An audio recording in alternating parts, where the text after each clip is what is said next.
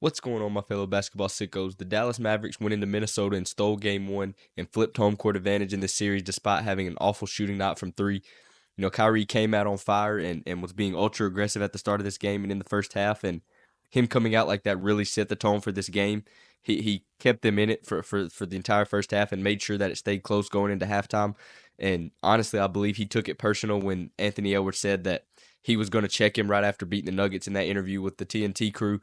And matter of fact, actually, Kyrie in his post game interview with the crew, they asked him about it. He admitted that he was at home watching that game seven and saw that clip, and he said that it gave him a little extra added motivation going into the series. So, like I said, his scoring kind of kept them in this game in the first half, and then Luka came out in the second half and third and really into the fourth quarter and mainly in the fourth quarter and kind of took over the game.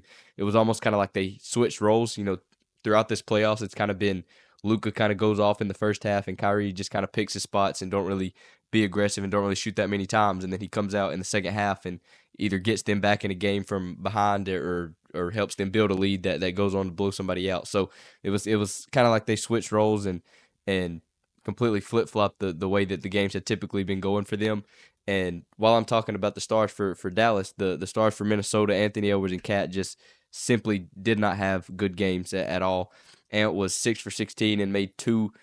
He made two huge threes in the fourth quarter that I thought was going to get him going and get him feeling himself a little bit and allow him to kind of take over the game down the stretch. But instead, after those two threes, he just completely disappeared from the game, and it was almost like you didn't even notice he was out there for the last few minutes. And then Cat was not much better. Actually, he was worse. He was 6 for 20. And much like Ant, he made some huge shots in the fourth quarter and kind of spearheaded that 11-0 run that got him back in the game.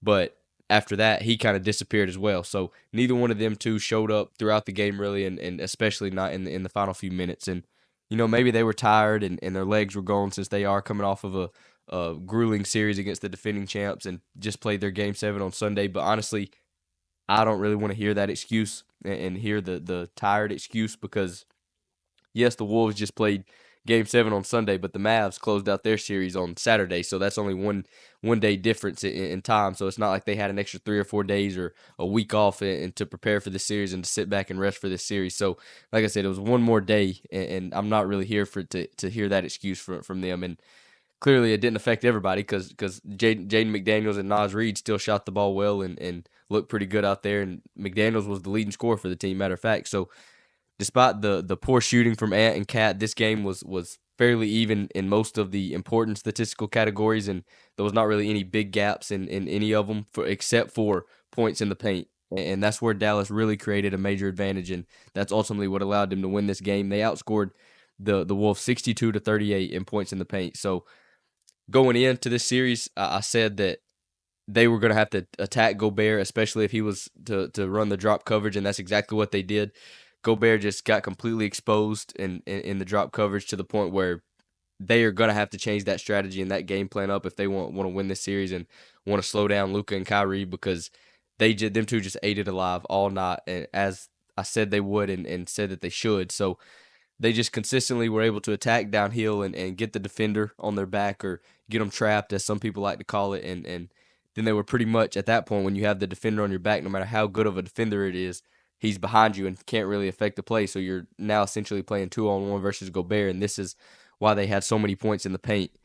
And it allowed for Lively and Gafford combined for, I think, 19 points, which consisted of mostly dunks out of the pick and roll. So those are just free points that the Wolves cannot really afford to give up, especially when you have two players of the caliber of Luka and Kyrie that are leading this high caliber of an offense. So they need to make the adjustment to blitz the screens, and which they did a few times late in the game. They need to make Lively and Gafford have to make a play out of the catch, out of the dump off pass, out of that blitz. So like I said, one time they did it late, matter of fact, and Derek Lively, you could clearly tell that he wasn't comfortable in that spot of catching the ball and having to make the right read, and he actually traveled.